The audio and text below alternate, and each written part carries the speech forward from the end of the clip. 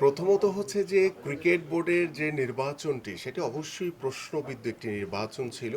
এবং যারা বর্তমানে ক্রিকেট বোর্ডের দায়িত্ব নিয়ে আছেন সেই প্রশ্নবিদ্ধ নির্বাচনের মাধ্যমে তারা অবশ্যই ক্রিকেটার, বাট কিন্তু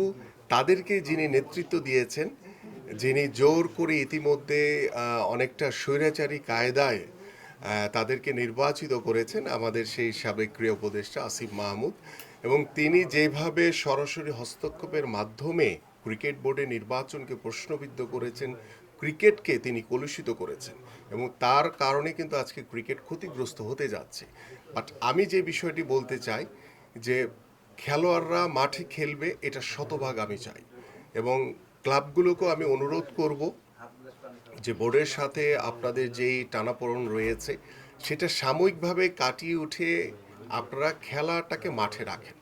খেলোয়াড়রা যাতে ক্ষতিগ্রস্ত না হয়। কারণ আমাদের খেলোয়াড়রা যদি ক্ষতিগ্রস্ত হয় তাহলে যারা পারফর্মার তারা যদি না থাকে তাহলে ক্লাবও থাকবে না। সো ক্লাবের চেয়ে সবার আগে আমার জরুরি হচ্ছে খেলোয়াড়, তো খেলোয়াড়টিকে ধরে রাখার জন্য তারা যাতে আর্থিকভাবে ক্ষতিগ্রস্ত না হয়, কারণ তাদের এই খেলার উপরে কিন্তু তার পরিবার কিন্তু ডিপেন্ডেন্ট, এবং তার পরিবার যদি ঠিকমতো চলতে না পারে, তার পরিবারের ভিতরে যদি হতাশা কাজ করে, তখন ওই খেলোয়াড়টিও কিন্তু আসলে সে পারফর্ম করতে পারবে না। তো সব কিছুর ঊর্ধ্বে হচ্ছে খেলা, এবং আমি বিশ্বাস করি যে আমাদের যে বর্তমান যিনি ক্রীড়া উপদেষ্টার দায়িত্ব নিয়েছেন তিনি অত্যন্ত বিজ্ঞ একজন মানুষ, এবং তিনি ক্রিকেট বোর্ডের যারা নেতৃবৃন্দ রয়েছেন এবং যারা ক্লাবগুলো যারা পরিচালনা করছেন তাদের সাথে বসে খেলাটাকে যাতে শতভাগ মাঠে রাখা যায় সেই প্রচেষ্টাটা করবেন। এবং আমি নিজে এবং আমার দল